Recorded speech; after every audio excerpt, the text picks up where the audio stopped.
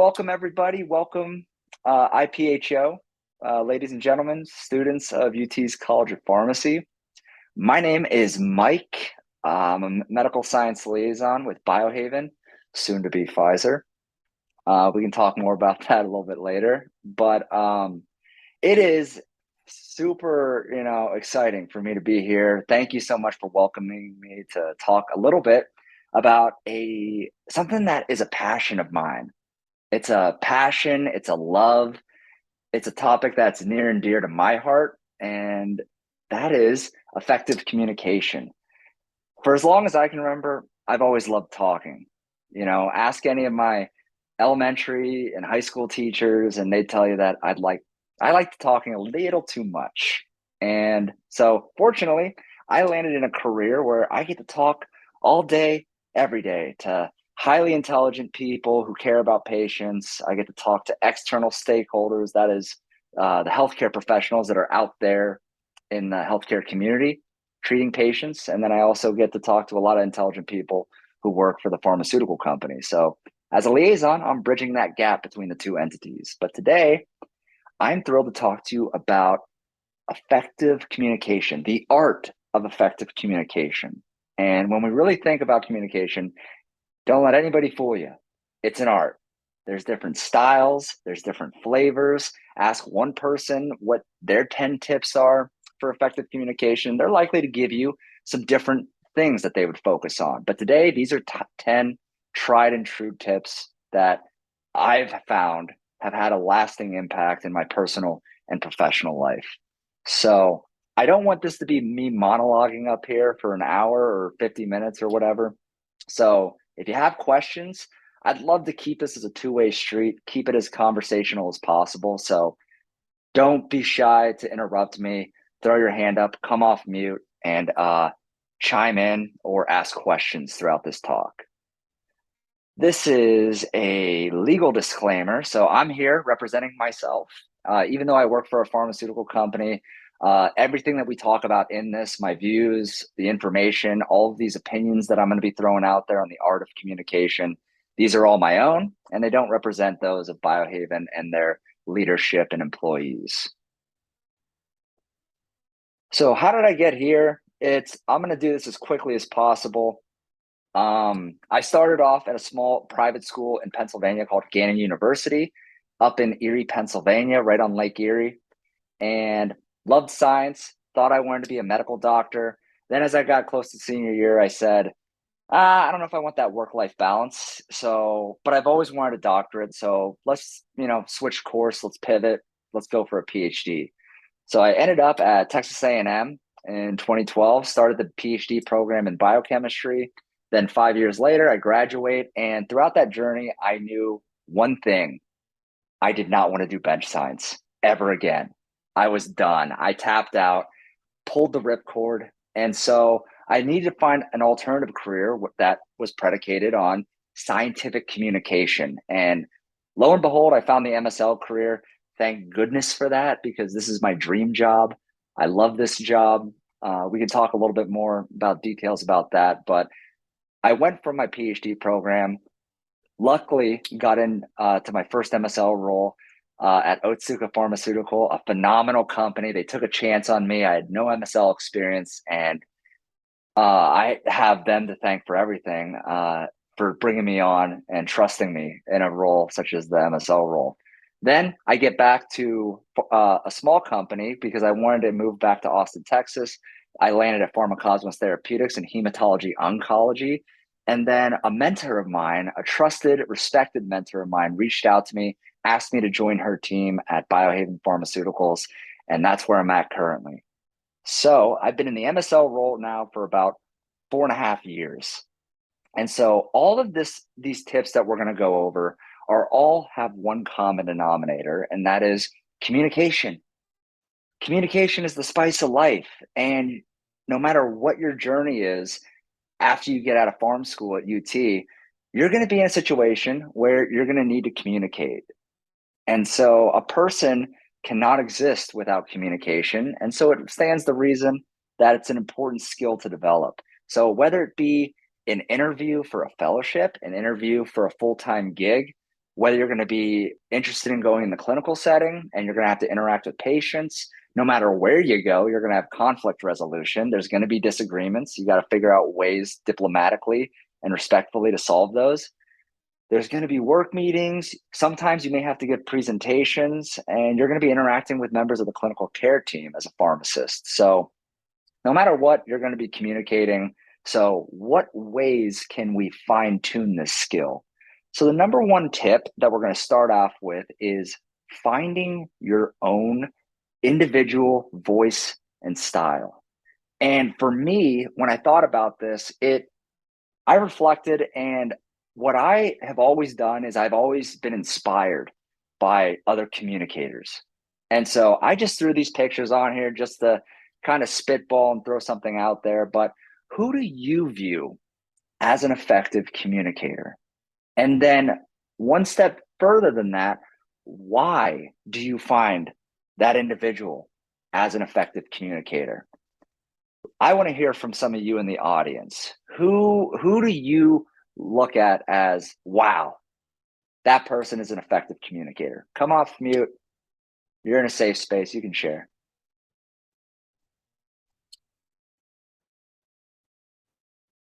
One of our deans, Dean Ginsburg. She, when I first got into pharmacy school, she was like one of those people that I felt like really was able to kind of communicate what she was trying to get across, but also kind of almost like influence us to do the best that we can and to look for that passion that we have in pharmacy. Great answer. So Dean Ginsburg, very cool. And who is that? I can't see based because I'm presenting. Oh, my name is Jeff. Jeff. Mhm. Thank you, Jeff. Who else on the call? Sharing is caring. Um, I guess right now off the top of my head, just like Brene Brown. She's like a very like philosophical, um, like I guess motivational speaker. She's pretty good. I like listening to her. All right. And Jenny, you said Renee Brown? Yes, Brene Brown. She does. Oh my Oh, gosh, what's the name of her? Kind of like I think she talks a lot about like vulnerability, effective communication, just like a lot of things like that. awesome. So it sounds like you get inspiration just, hearing her talk. Yes. Mhm. Excellent. Yeah, you feel energized. You feel invigorated hearing these people talk. Excellent. Anybody else out there want to throw out somebody that you look up to, specifically as a communicator? Going once, going twice. Well, all right. So for me, my guy, the man, the myth, the McConaughey, is somebody that I've always been fascinated with. I actually fell in love with Matthew McConaughey when he played Russ Cole on season one of True Detective.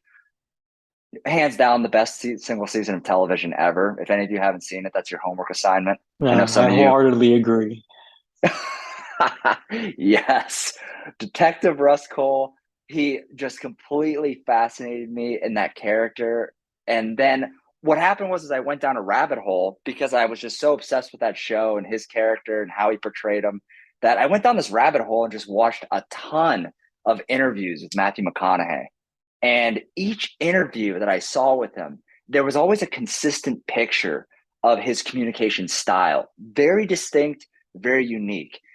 When he communicates, he's respectful, he's playful, he's philosophical, he's oh man, the list goes on. He's passionate when he talks. You can hear it he's very emotive. He's folksy. So, in my opinion, he's never pretentious when he talks. He's always very down to earth, casual, and he is low key eloquent. He's kind of got that whiskey philosopher type style to him. So I just personally love listening to him speak. It just resonates with me. So and I think it's great that some of you mentioned, specifically, Jeff, you mentioning Dean Ginsburg. This doesn't always have to apply to a celebrity, a historical figure, or a media personality. It can be people who are professors, friends even. Maybe you have a buddy who, just tells the best stories. So I want you to keep your mind open as tip number one of trying to find somebody that inspires you as a communicator. Think critically about what it is about them that you idolize, and then try to take bits and pieces of those things to help you find your own voice. And so there are things about Matthew McConaughey that, like those characteristics that I kind of highlighted, that I always try to do whenever I'm communicating. I never want to be perceived as pretentious when I talk. So, and I can't help but being passionate, which is another reason why I just naturally resonate with him as a communicator. So find things about others that you look up to, really think about them, break them down, and then see if you can mold some of those things into your own personal style. That's tip number one. Tip number two, I don't know anybody who can talk about effective communication without talking about knowing your audience. This is universally applicable. It doesn't matter if you're at a party and you just met someone and you're just talking, around on the balcony, or if you're in an interview. All of this is always, you should always be thinking empathetically about, if I was in this person's shoes, would they understand whatever it is that I'm talking about?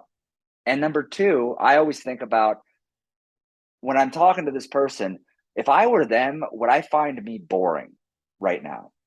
And those are two things that I always am thinking about. It's, ingrained in the back of my subconscious that I'm always kind of thinking. So it doesn't matter if it's an interview, if it's a professional setting, if it's a social situation and you're just talking to somebody, it's always, what is their baseline knowledge? What are their credentials? What are their time constraints? What are they interested in? Is it a group setting? Is it a one-on-one setting? What about ethnic and cultural background? All of these things are ways that you can be an effective communicator. So if I bump into somebody, or and I just met them and we're just talking, maybe it's on a plane ride, and I'll always check to see, they may ask what I do, and I say, oh, I'm a medical science liaison for a pharmaceutical company. Have you ever heard of that role before? Do you know anybody who works in pharma? And I'm asking those questions because I need to know who I'm talking to. So maybe they say, no, I don't know anybody who works in pharma. Maybe they have negative perceptions of pharma. They wouldn't be the first person in the world. And so I know where they're at. And so when I communicate to them, because I know my audience, I can then meet them where they are. This is going to be essential for when all of you get out of pharm school and all of you do interviewing. You need to know, who are you interviewing with? What is their title? What is their role within the company or the organization that you're applying to? And you're going to have to do research to figure this stuff out. So knowing your audience. Tip number two, don't sleep on it.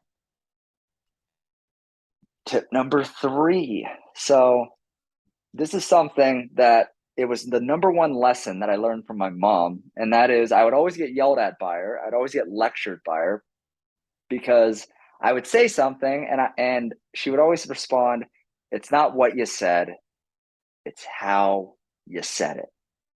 And I can't tell you how many times I got lectured on that by my mom. And it makes sense when you really think about it. The content of what you're saying is just part of communication. And there's been a whole, host of studies that have looked at this exact concept about nonverbal communication and then verbal communication. And then when you think about verbal communication, you break that down into the words, the content of what you are delivering in that exchange. And then a lot of it comes down to your tone.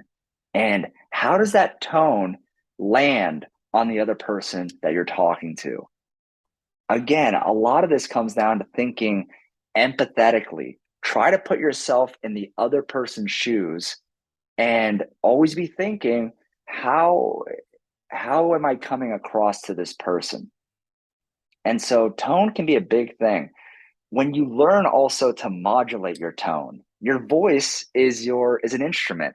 We don't think of it as an instrument, but it really is. It's kind of like the saxophone of your whole communication ability. And so you don't get to learn how to play a saxophone without practicing and fine tuning your skills with it. So with tone, there's ways that you can learn to be an effective communicator to modulate your tone. You can emphasize certain things. You can lower the voice. You can change the cadence of when you're speaking. All of these things are ways that you can fine tune the instrument that is your voice. And so nobody wants to come across, monotone, boring, uninteresting, unenthusiastic. I mean, maybe each of you, you don't have to say it, but maybe some of you can reflect and think of a lecture or a presentation that you've watched. And maybe the person that was giving it was extremely intelligent. They were an expert in this subject area. But for whatever reason, you were just checked out of whatever that lecture was, whatever that presentation was. And maybe you can reflect and maybe you can critically think about, maybe was it because how they were delivering their tone in communicating that message. And so we're all human beings. So all of these things play a role in what keeps our attention to somebody else who's talking. So finding ways to master your tone and optimize it in situations, that is a way to become an effective communicator. Before I go on to tip number 4, how are we doing here? Does anybody have any thoughts, questions? Going once? Yeah, I just want to say the modulating tone part, like changing the cadence. I've never really thought about it, so I appreciate you including that. Thanks. I believe that was Christopher. It was, yes. All right. Thanks, man. So yeah, this is something that I find is extremely useful. I mean, I do it in real life. Just and it's little things. I love giving examples because we can talk about all this in theory and concept, but it always helps me. I know, again, thinking empathetically, like if I was in the audience, I love hearing examples. So if I have like a call with an internal colleague, so somebody who works at my pharmaceutical company, whenever we hop on the Zoom call or whenever I answer their phone call, I'll modulate my tone in a way that I want to come across as playful and kind of, sunny and cheerful. So I'll call, somebody and I'll go, hey, Jasmine, or, well, howdy, Chris. And I'll do that just to be a silly goose because I want to lighten the mood. I mean, yes, we're both working, but it doesn't mean you have to be drab and bleak and, just completely, the wind taken out of your sails. You can have fun with this. So I do this a lot, and I find that it brings and summons out, kind of good emotions from the person that I'm talking to. Now, if I'm calling a physician or they're calling me to ask me about a medical question that they need some data and some information on, I don't, in that instance, I don't go, well, hey, how's it going, Dr. Jones? So you do it within reason, but yeah, it's ways modulating your tone and varying your cadence. I mean, think about the example of somebody like down there with the Ferris Bueller reference. I don't know if any of you love that movie. I'm a movie buff. That's one of my favorite movies. But that professor is just in that scene is just monotone. Bueller. So that's what you don't want to be. You don't want to be monotone. And so the way to get around that is you have fun with it. You slow down in certain points where you want to be dramatic, where you really want the audience to focus in on. And in other things, you want to be free flowing and smooth. So just my thoughts. Thank you, Christopher, for chiming in. This is one that I can't emphasize enough, and that is to be an effective communicator. I think people think that you see somebody and you see them and you think it's natural, it's organic, and that can be the case. Some people do naturally like to talk more than others. It's more in their element. But any good communicator is somebody who is prepared for that speech, that presentation, that lecture. this business meeting. And so what you see is you're seeing the tip of the iceberg. Whenever you see a compelling, captivating speaker, you're seeing the tip of the iceberg. But what you're not seeing is all the preparation, everything that is under the water, all that work, all that diligence, all that, tenacity and gumption to really make sure that that speech is going to go well or that presentation is going to go well. And this is going to apply again to any situation where it involves communication. As another example, I do this all the time. If I'm going out and say my wife, wants us to go out on a double date with somebody, or she wants to go out and hang out with her friends, before I ever go out and do that, I ask my wife a lot of questions. I go, "Oh, okay. So, remind me, how'd you meet Daisy?" "Oh, okay. And what does Daisy do for a living?"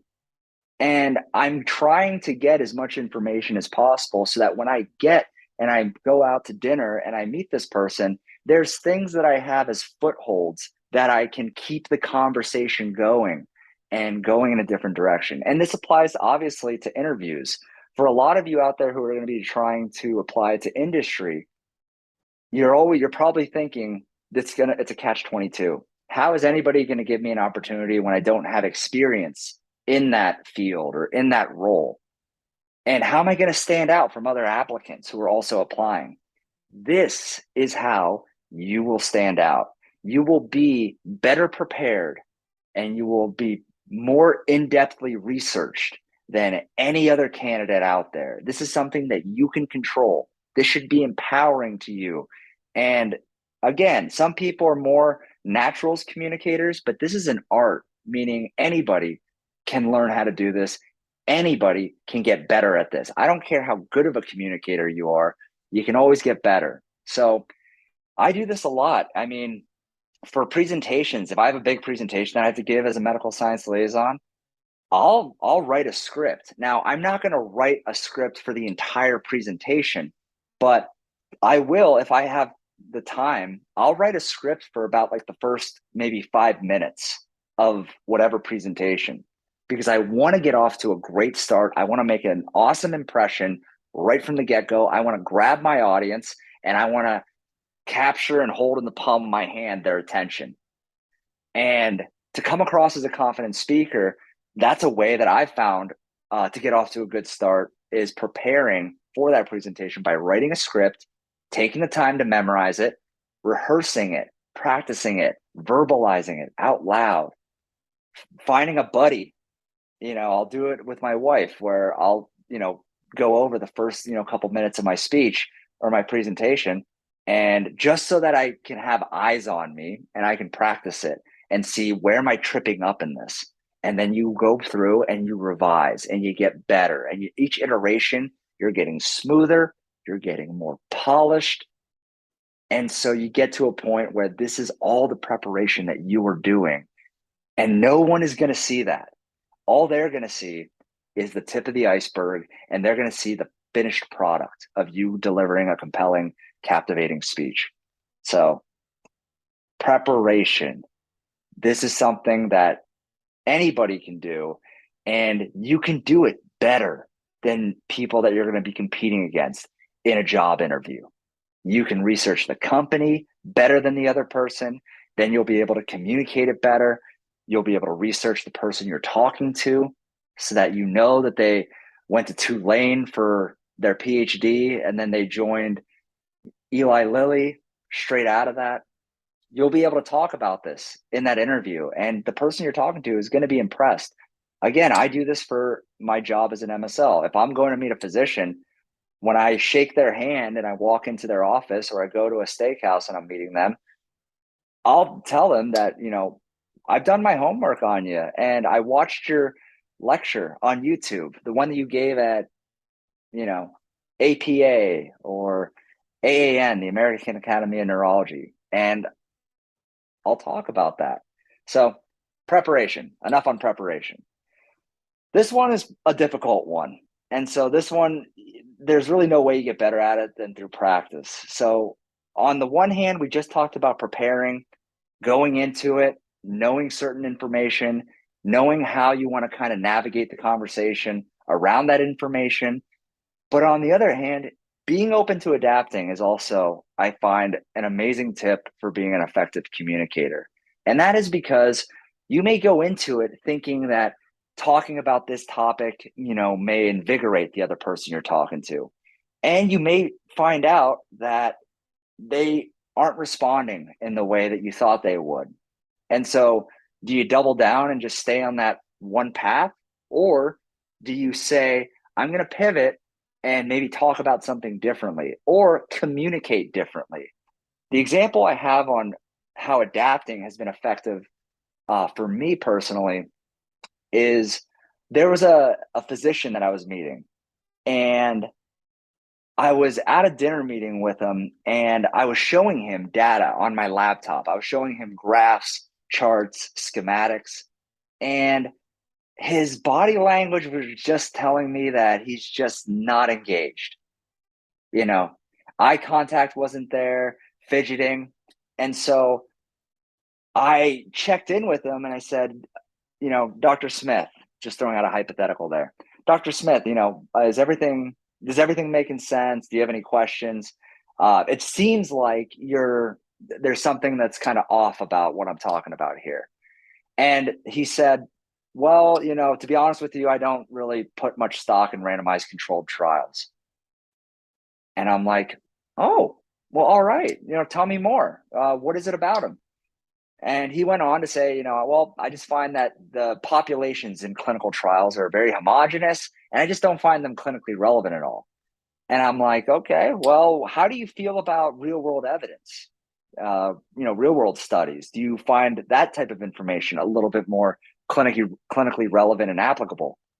And he said, yeah, if you had any real world evidence, I would love to see that. So if I would have stayed on the path, and if I wouldn't have checked in with the person that I was talking to, this physician, my message was not going to go anywhere. This person was just shut off to it.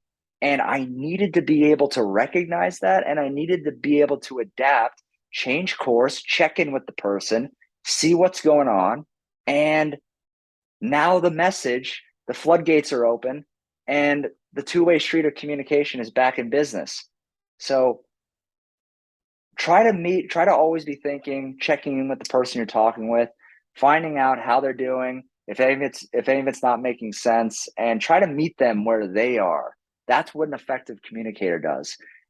And again, you may be the most brilliant person in the world, but that doesn't make you an effective communicator. And a lot of the people that I've seen, I saw a lot of this in academia, these brilliant minds who were doing this research that was just way over my head, but they couldn't explain it. And they didn't understand that the message wasn't going through, and that they explaining it in this highfalutin, esoteric sort of jargon, it's not landing on the person you're talking with. You need to be able to adapt the message and find ways that people will respond better to. So that's tip number 5. Any questions on preparation and now adapting? Or comments? I'll take that as a no, and we can keep this moving on. Okay. Tip number 6, body language and gestures, AKA nonverbal communication. So this is something that also I think more people who are just naturally a little bit more energetic, I think body language kind of comes naturally, but it can also be a detriment. Too much body language, too much gesturing, it can be over the top, and it can be distracting from the content or your message. So you want to find ways, and you want to get feedback on body language. If you're giving a big presentation or you have to do an interview, do a mock interview, do a dry run with a friend, with a trusted person, and body language, have them give you feedback on your body language. Are you doing too much? Are you pacing too much? Are you fidgeting while you're doing it, which is distracting to the audience? All of this is a part of communication. Eye contact is a big thing.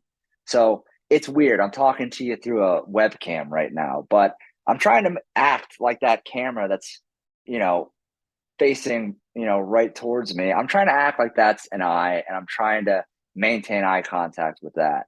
So that's also part of this, how your communication goes through, how the message gets transferred.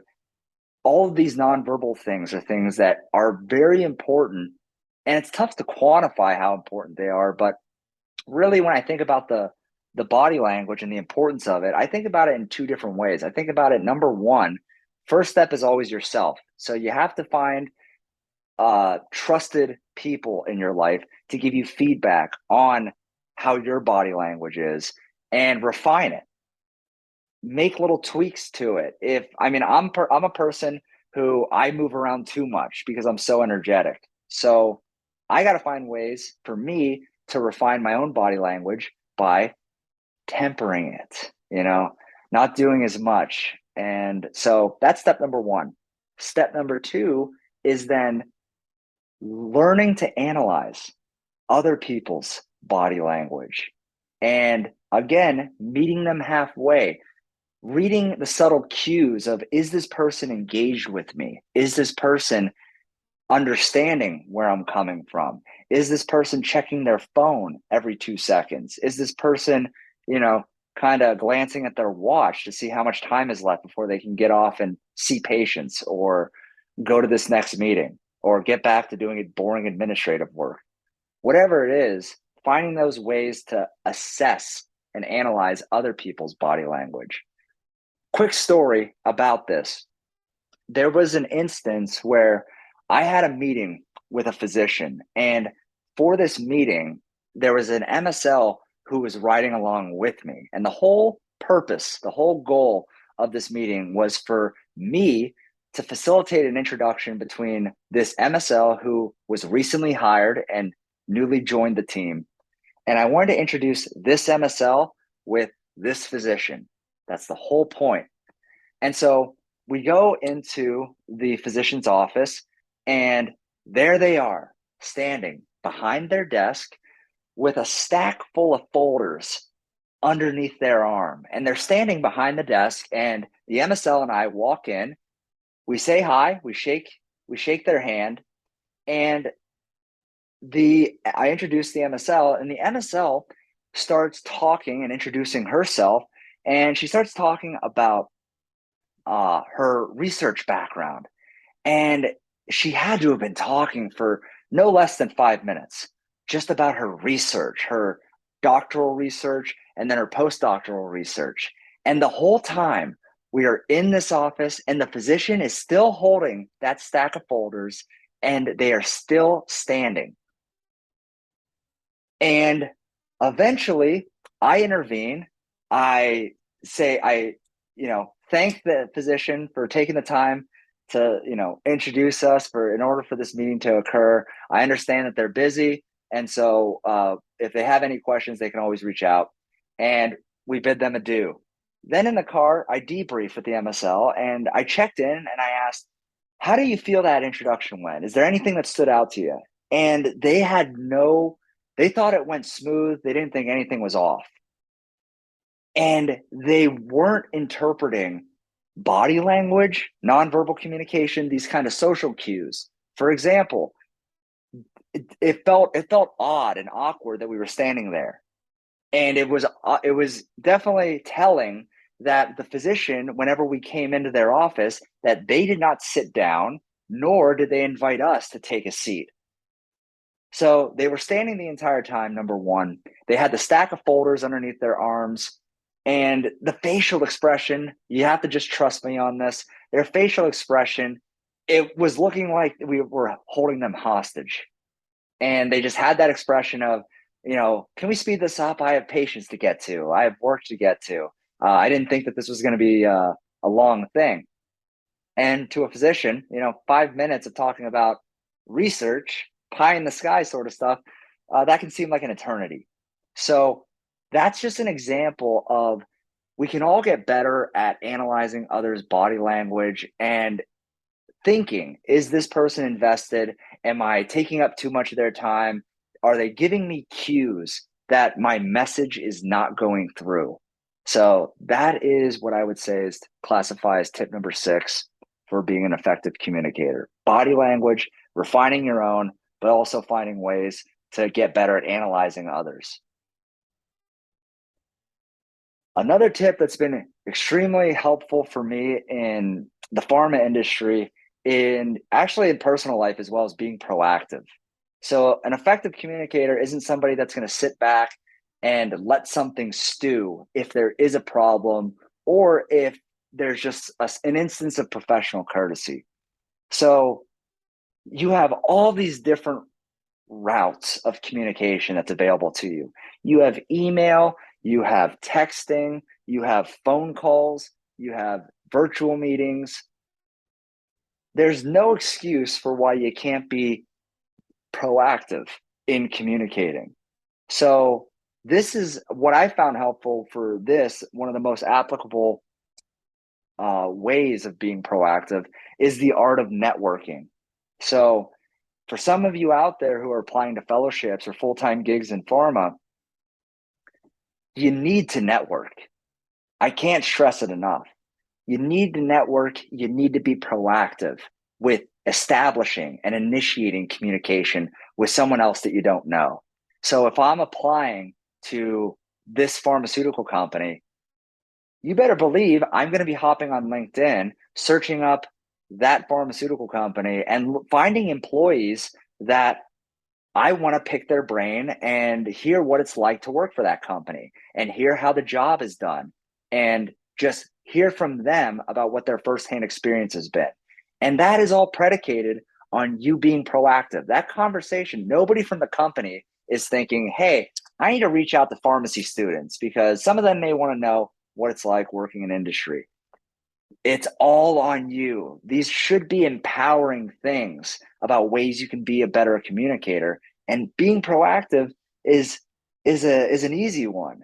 It's just you taking the initiative and not being worried and not being concerned, about being a burden to somebody. And I actually had that whenever I had to get over that when I was in grad school and I wanted to network with people who were in pharma.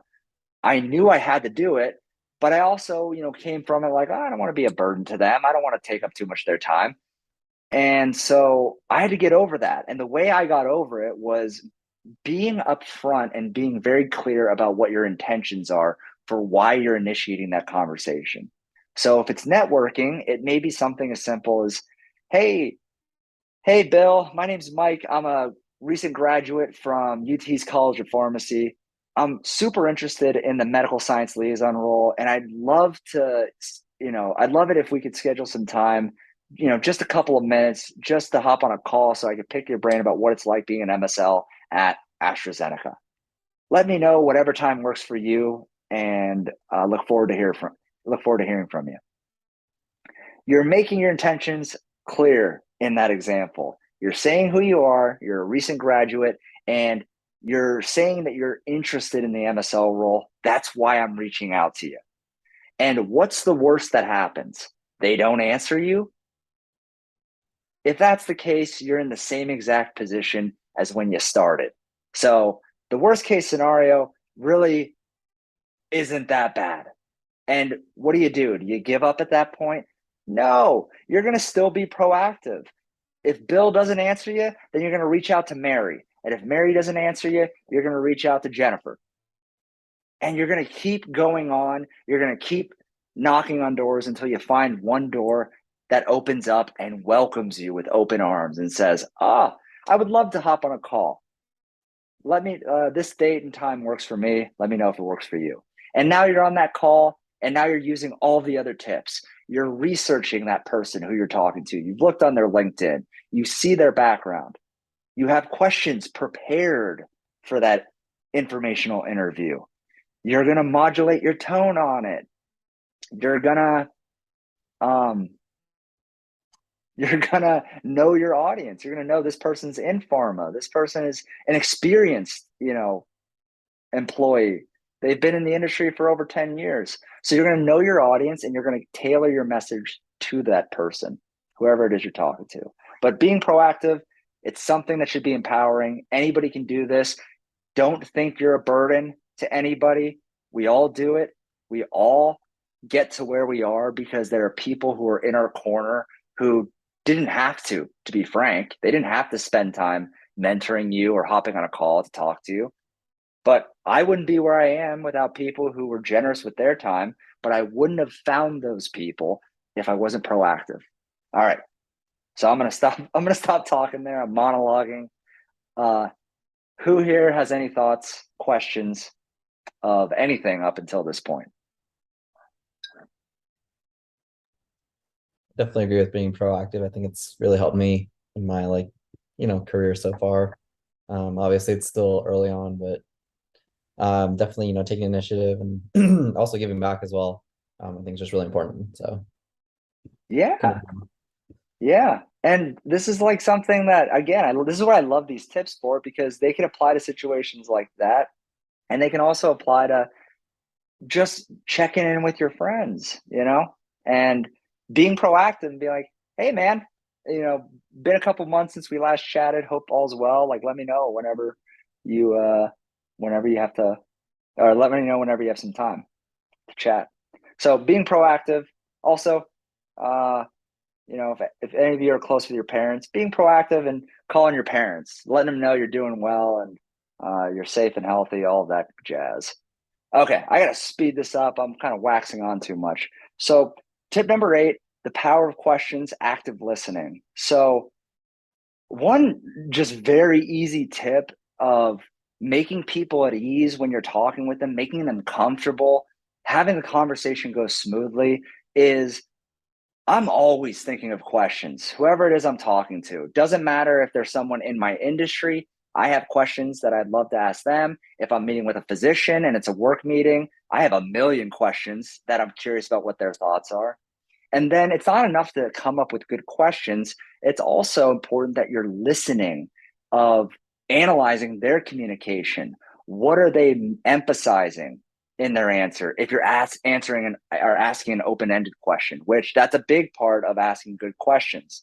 Think of who, what, when, where, why. So when did you join UT College of Pharmacy? What was it about UT that brought you here? What do you like most about the pharmacy program at UT? Where were you before UT? All of these questions require more than just a simple answer. That's the whole premise of asking an open-ended question. So you want to avoid questions about, do you go to UT's College of Pharmacy? Yes, I do. Kind of stagnates. Apply that to any type of question, any type of conversation. Think of thought-provoking questions. As you're actively listening, you learn some new information, but there should be more questions that come about from whatever it is the person asked you. And you keep the conversation rolling through that. It's also helpful whenever you ask questions to preface your questions. So I find this important in job interviewing, where they'll typically say, all right, Christopher, do you have any questions for me? And questions can tell you a lot about a person, what question they're asking. And you can tell, some people who don't understand a topic, they may ask a question that is, very simple. And people who are knowledgeable in that subject will ask a completely different question. So sometimes it's a good best practice to preface your question. Yeah, so I understand, the MSL role differs wildly between companies. Some want you to focus more on clinical research. Some want you more on responding reactively. Some want you focused on promoting the medication more. So I'm curious, at pharmaceutical company A, what does the MSL role look like, and what are specific internal work streams that you find that MSLs are playing a role in?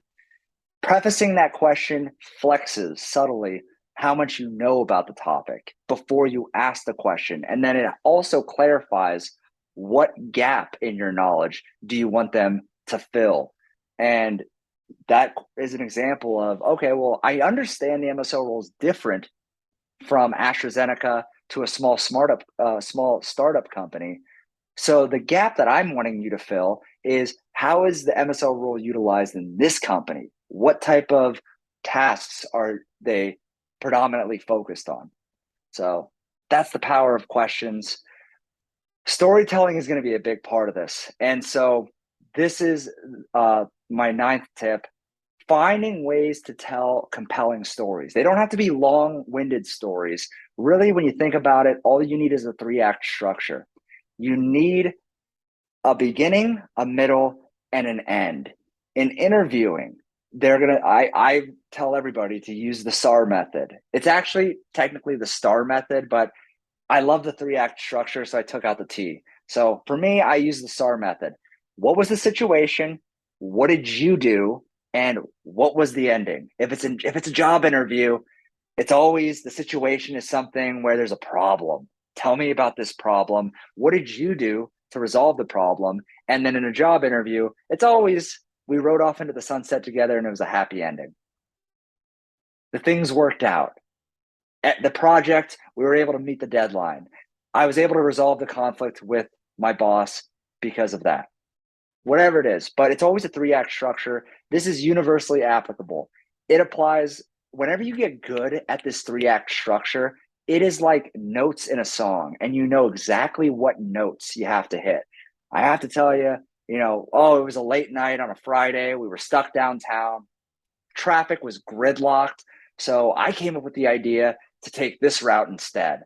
And rather than hit the highways, which were all gridlocked, we went down these back little narrow alleys, and we were able to make it home in time, and all was well. That's a really, horrible example of this 3-act structure, but it still emphasized, what was the problem? What did you do? What was the outcome? Very simple. Master storytelling, practice it. Whenever you go out with your buddies, hopefully you're sharing stories and funny stories that make you guys laugh, or make you ladies laugh, and you're just having fun. It's a 3-act structure. Take that to the bank. Last tip is seeking feedback from mentors. Mentorship is critical to your growth. Think of a mentor as someone who's more experienced, who is your professional work world best friend. It's somebody who has your back, somebody who can be real with you, somebody who can be honest, somebody who cares unconditionally for your growth and development. They don't have to, but they genuinely care that you're making the right decisions for your growth. Find a mentor, and that mentor will be, I guarantee you, if you find a good mentor, it will be invaluable to you. They will give you advice. They will help you on your communication. I remember when I was first job interviewing for the MSL roles, and I'm stressed out. I am unemployed at the time, and no companies are giving me a shot. When I got my first opportunity, you better believe I had mentors identified. And so when I got word that I was actually going to be finally getting interviewed, I reached out to all my mentors and I said, "Hey, good news. I finally got an interview for an MSL role. Would it be possible for us to schedule some time where we could hop on Zoom and do a mock interview?" And I'm looking for all types of feedback. Anything that you see that's a red flag or something that I need to improve upon, I need you to tell me what I need to do better. And they gave me feedback that it hurt. It hurt hearing, but I needed to hear this stuff. And it was coming from a place of support and caring. And so, certain feedback, on camera, I can tell you're nervous because you keep going like this. I'm in a swivel chair. I had no idea I did that. So stuff like that, where I needed to hear, or things like, I can tell you're nervous because you're speaking faster and you're actually over explaining. That's how I can tell you're nervous, Mike. So things like that are things that they hurt your ego a little bit, but you get better and you improve and you revise it. So that is my 10 tips. We actually had some scenarios, but I'm sorry, I actually took a little too much time going through these tips. This is an overview of all 10. your voice, knowing your audience, being mindful of your tone, preparing more than other people, being open to adapting your style, adapting your topics of conversation, all of that, mastering body language, being proactive, asking good questions, and then really listening to what answer the people are giving you and using that to kind of navigate through the conversation, mastering storytelling, and seeking feedback and finding mentors. So with that, that's all I got for you. I want to thank Jenny for inviting me to come on here and do this for y'all. This is all my contact info. Now that we're connected, reach out to me on any of these platforms, and I'm happy to be a resource for you. For those of you, I'm assuming most of you are interested in industry, please reach out to me. I'm here to be a resource. I'm happy to give you feedback. I'm happy to be a sounding board for you.